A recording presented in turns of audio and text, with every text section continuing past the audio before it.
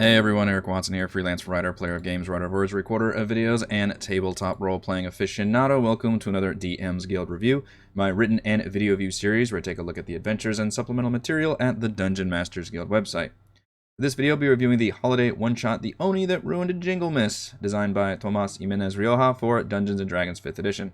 This review has been sponsored by the publisher, and a review copy has been provided for the purposes of this review. If you enjoy my videos, consider using my affiliate links if you're online shopping and supporting me via patreon.com/roguewatson.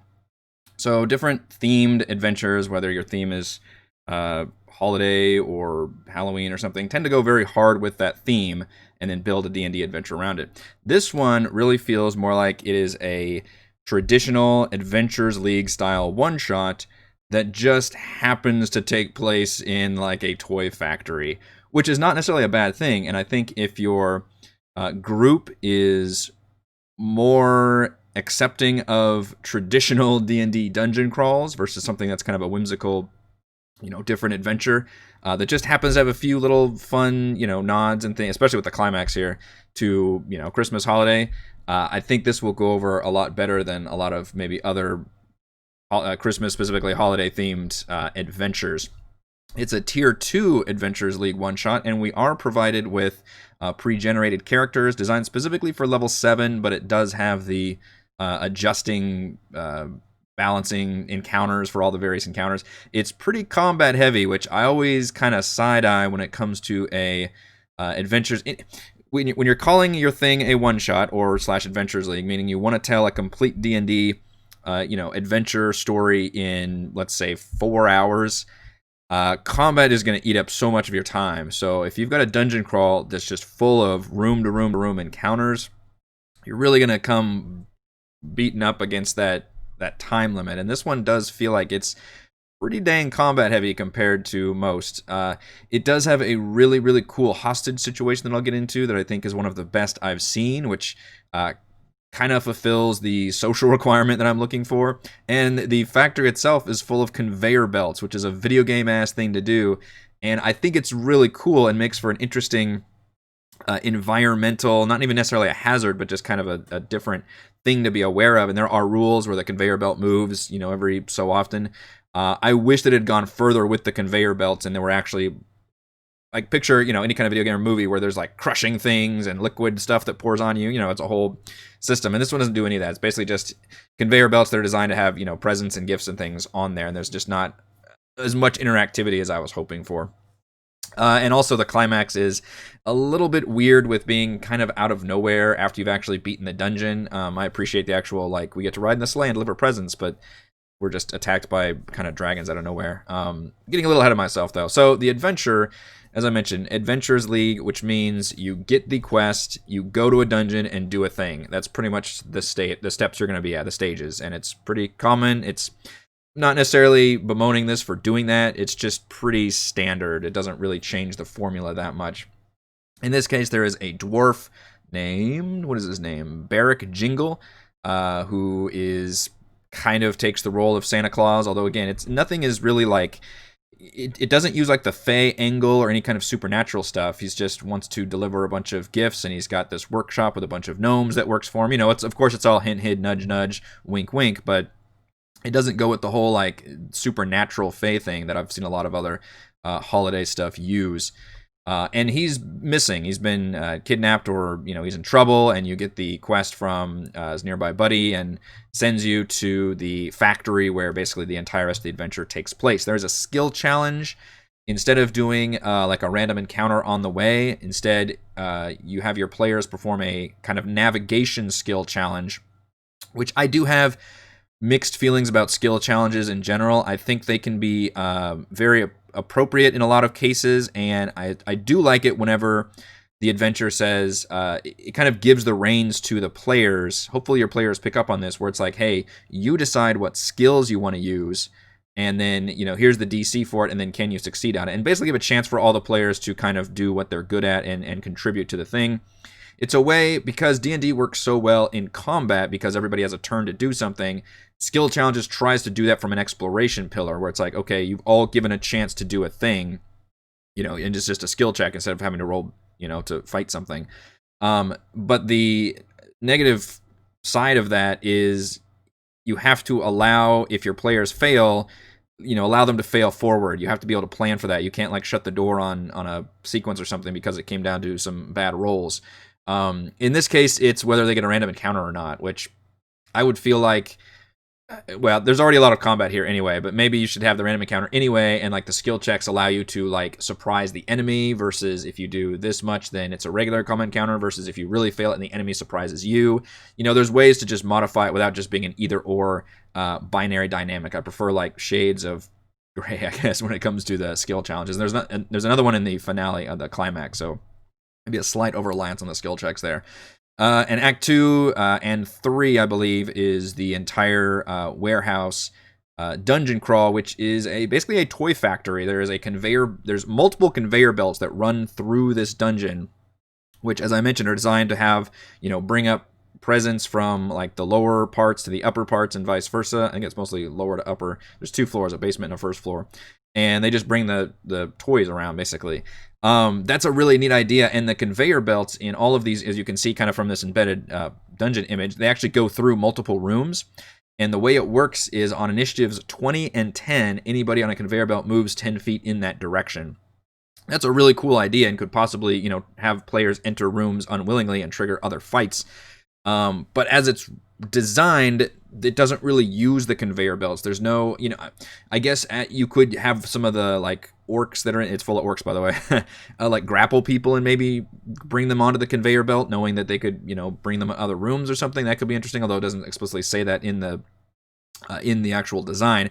And there's nothing on the conveyor belt that would make it a more interesting trap for players to want to throw enemies onto. For example, something that smushes, presents together, or something that maybe wrapped presents. There is later on a present wrapping cannon and a toy shooting cannon that different enemies and allies could jump on, and that I do like. And in this room W2, there's a toy bin, and orcs are designed to, the orcs in this room, when combat starts, they can run over, grab toys out of there, and that actually becomes their stat block. So we get included new stat blocks like the water balloon orc, the joy buzzer orc, and the block thrower ogre, where they basically gain these new abilities based on grabbing stuff from the bin. And that's pretty cool. And it's interesting that we did that where it just give them separate stat blocks. But it makes it more interesting than just fighting orcs, I think. So that's the stuff that really worked for me for this adventure. Is on the surface, it's just a dungeon crawl with a bunch of orcs inside, but if you dig deep, they actually do some fun things with the theme, like with the conveyor belt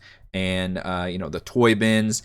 There's a really cool area in W4, which is this, where it kind of a weird thing where it embed. There is a full included map as a separate image file. I don't have it ready to show you, but that shows the nice dungeon all put together. The good news is, full color grid battle maps for the first floor and the basement, which for an adventure that takes place entirely in a dungeon, that should be a requirement.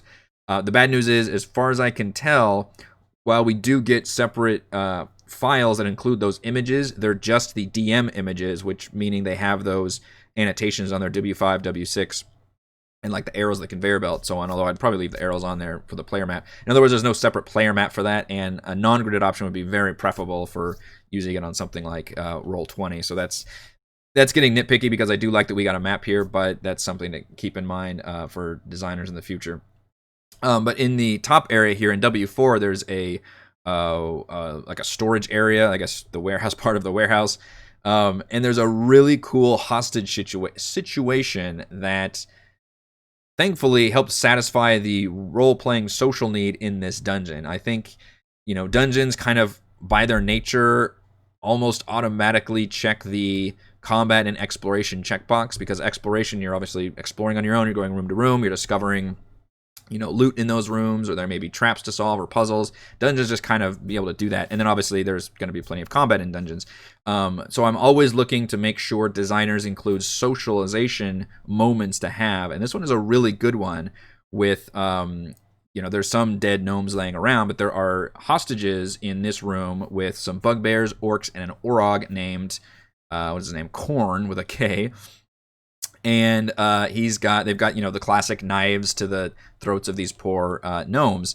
And if the players try to instigate a fight here, then the enemy has basically readied an attack action, they will just go ahead and slit the throats of all those gnomes. So it gets pretty dark and serious, and the players should basically try and socialize with this.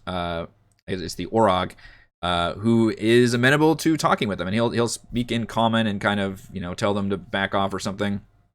And it gets interesting because if the players succeed in convincing this guy to like stand down and whatever they need to say to him, he will actually kill his two buddies and say, okay, you're right, let's go down, and basically you'll gain an ally. Like, it's a huge twist. It's pretty cool. It's a very big charisma check.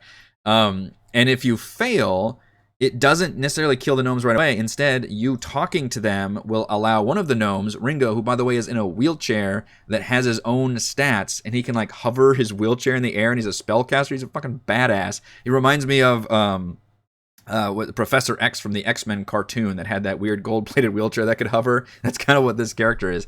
And he will like shoot fireworks out of, I think it's like magic missile or something, but he will shoot like what looks like fireworks out of his battle wheelchair and distract them to where they lose that readied action to be able to kill the gnomes, and then you can start combat in general. So in other words, mechanically, the players are encouraged to socialize and do the socialization, even if they fail, it's still a better outcome than just trying to draw weapons and attack, which I really like. I think that's a really well-designed hostage situation mechanically, and feels really fun because if you succeed, it's a huge twist where he just kind of cutscenes, like murders his two buddies from behind, and gain an ally to actually go fight the big bad, which is a night hag and an Oni, I believe. So the thing that so many adventures do, and I'm going to have to call this one out on it, but a lot of adventures do this, is in the opening background, they will describe their villain and their villain's background and kind of what happened to them and what their motivations are to a certain extent. And then in the context of the adventure, it never plays out.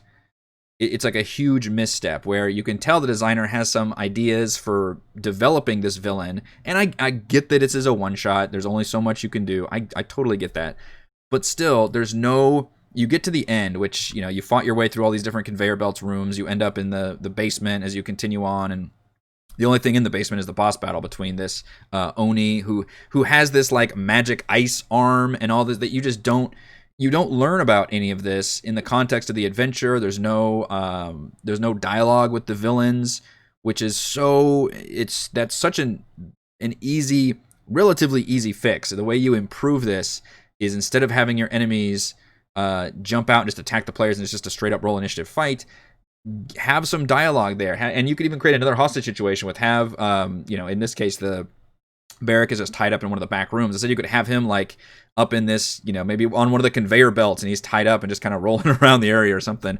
And the enemy, maybe one of them is invisible, but the other one's like standing there and turns and has this nice villainous monologue, and you kind of learn about, the motivations and things. Like, don't be afraid to do that with your villains. I know you want to be able to make sure your villains have as much advantage as possible against the players, but I don't think you want to lose that social angle. And this one unfortunately does that, which is a bummer because the villains end up feeling underdeveloped, which if you look at the background of at least the Oni, and I don't think that was the idea. It seems like the designer had some decent ideas for creating a more compelling villain, but none of that ends up translating into this adventure, and the player, it just ends up being kind of a traditional fight with these two villains, and then you save Barrack, and you can jump in the sleigh. And here's where we get a interesting little epilogue, although it's more than an epilogue. So we've cleared the dungeon out. We fought our way through the warehouse conveyor belts, a bunch of orcs, bugbears. We made our way down to the basement. We fought the Oni and the Night Hag, both of whom have ways of escaping, which I thought this is where we were going with this adventure, because the Oni can use gaseous form to escape, and obviously Night Hags can plane shift. They're one of the best villains to just instantly get away because most PCs can't do anything about a plane shifting villain.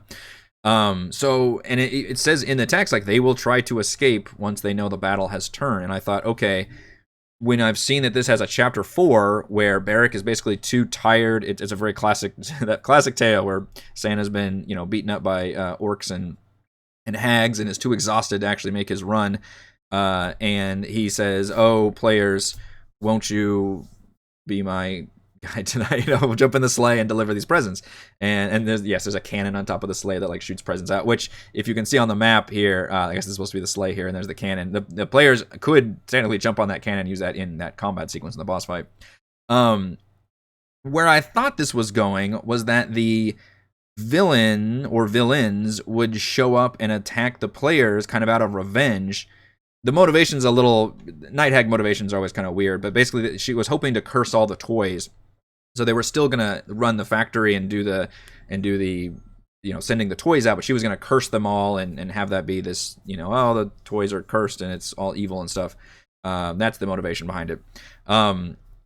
And the players can jump in the sleigh, deliver the presents, but instead of the villains re-showing up if they survive, a pair of young white dragons just chases them through the air, which is that by itself is neat, but it just comes out of nowhere. Like, you think it's this...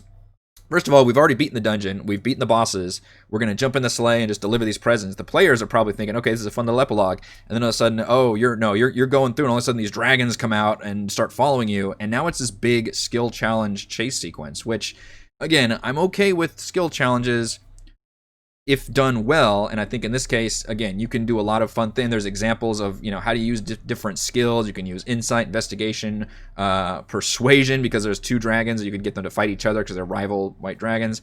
So there's different skills you can do, which I like. Players can do different things from up there. And that's a pretty climactic scenario, as you're in this flying thing and there's two flying creatures coming out of you. Can you use different skills? I imagine some players just be like, well, can I just fire my bow or something? I would probably allow that too. The problem is, the white dragon thing just comes out of nowhere. Like, why would Barrack have been attacked by these dragons if he just continued on? Like, what if there was no Oni and Night Hag villain thing? He was just doing his presence. All of a sudden he lifted off and left, and then white dragons chase him down. He's screwed. It's just out of it. It feels weird narratively. It feels a weird thing to do at the end. And if you fail the skill challenge, it basically means, it says the dragon succeeded in destroying the sleigh or enough reindeers for the sleigh to drop. And from there, you can decide to have a battle against the two dragons or fade to black as the player characters fall. So again, the problem is, if you fail the skill challenge, what happens? Well, in this case, it's just bad news. I would lean towards having the sleigh drop down, like, oh, we've lost engine 2. We crash to the ground, maybe take some damage. The dragons land, and now you have a fight at the end, but you just already had the boss fight. So it feels weird. And the fix to this, again, it seems like a decently easy fix from my point of view, is you have one of those villains show up. You maybe don't have both of them escape that final fight, but when one of them starts going down, it gets tricky when your players get into these higher levels. They have better ways of locking down. They have counter spells and different ways of stopping. The Night Hag probably is the best case of escaping, as I don't think you can just stop. Well, Plane Shift, I guess, is a spell, isn't it? Hopefully, if you get one of your villains to escape, probably the Night Hag, then when you've lifted off and taken off, have the Night Hag show up. Have her riding a broom, whatever the fuck you want, a flying Christmas tree, like whatever works. And if you want to make it interesting, then have her, turn into a dragon, or have her summon a dragon, or a dragon flies in. You can use the dragon thing. Just have that villain there, and then you create that, okay, this is actually the final cool, second stage of this boss fight. And you can have it be a skill challenge initially, but then have it be prepared where if your players succeed in the skill challenge, maybe they avoid all combat whatsoever, or if they fail the skill challenge, then, the enemy closes in and you've got combat in the air. Or if you really want to have it be like, okay, they forced you to land and now you've got combat, you can make it so, again, the failure of the skill challenge doesn't immediately equal a game over, because that's just never satisfying to me. Instead, just make it create different kinds of consequences and scenarios. So I do have some little bit of nitpicky complaints about the design of certain sections, but I think the framework is very solid, and as you can tell from my fixes, I guess, it's easily adjustable to make it work and improve those abilities. Have the villains be more sociable and talk to the players, especially if you can do a fun thing like have some kind of intercom system in the warehouse and have your villains be able to bark orders about, and clue your players into why they're doing this, and the fact that Night Hag wants to curse these presents and still wants to be able to, she's not trying to stop Jinglemas from happening. She's trying to, manipulate it to where it becomes this evil, horrific event instead. You can add those bit of social layers and then kind of fix this epilogue to make it so the one of those villains, probably the Night Hag, is still around and escapes. And you'll need to create an epilogue or a chapter 4 if they don't. If both villains are killed, then I would maybe even let your players just continue on and treat that as an epilogue. And be like, okay, well, we're not going to unfortunately do this thing. Or you could have, it's a Night Hag sister show. I don't know, whatever bullshit thing you want to do. But you could just have them deliver the presents and like, hey, you won. You fought a really harrowing battle at the end, and that worked out. I think that's my thoughts on the adventure. I mean, I like the balance encounters. It's not the most attractive design and layout, although I do like the kind of gray background with the blue, and that fits in with obviously the holiday themed. The sidebars don't look very good here. We do get a lot of unique stat blocks, as I kind of teased earlier. We get that gnome in the hover wheelchair, which is really cool. And some unique orc stat blocks, which does help break things up between just fighting a bunch of orcs.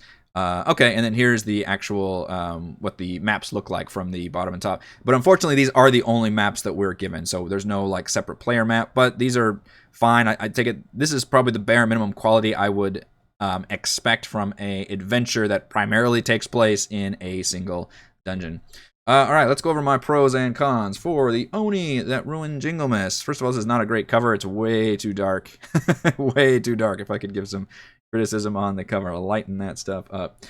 Pro, the intriguing and well-designed hostage situation. I really loved that one scenario where you've got the little gnome helpers with the knives to their throats, and it's actually mechanically built in and socially satisfying that you have methods of saving them. Even if you fail the social check, you still did a little bit better of a job and can gain anywhere from 1 to 2 allies, depending on if you can save the one wheelchair-bound gnome who's a pretty damn good spellcaster and kind of knows how the machines work and everything, or that Orog who could just turn on all of his enemies. Pro, holiday-themed environmental hazards and weapons. The conveyor belt's kind of included in that, although I wished the designer had gone further with the conveyor belt and made it more interesting and it's mechanically sound. I like the idea behind it. And it's pretty funny that we get like this conveyor belt warehouse in an otherwise fantasy adventure. But I'd wish there were more things in there, more hazards. But I did like the toy bin full of toys that the orcs could use, and presumably players could grab them too. There's a present wrapping cannon that of course can shoot and restrain people, and then down on the sleigh there was a toy shooting cannon that can deal just bludgeoning damage. But I appreciate that all these different things are things that enemies and players could jump on, which is always, I think, really exciting because players want to use all those environmental things as much as they can, and that helps add to the holiday theme as well. Pro, encounter balance adjustment for levels 5 through 10. It's designed for level 7, but pretty much anywhere tier 2, and I like that. That seems to be a pretty common thing with one-shot adventures league style. Adventures it's a range, which is good to see.